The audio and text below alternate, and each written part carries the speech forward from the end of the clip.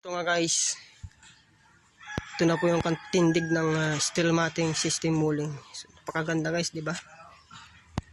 So tipid po tayo sa asintada. Di na po ito nag-asintada. Bagkus ang ginamit po natin dito guys is itong steel matting molding. So yan po guys, naikabit na po natin.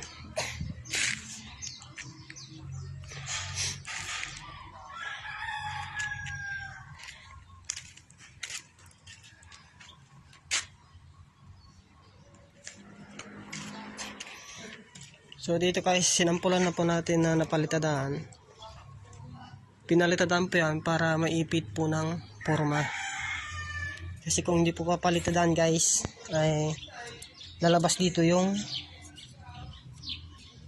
ating pong simento.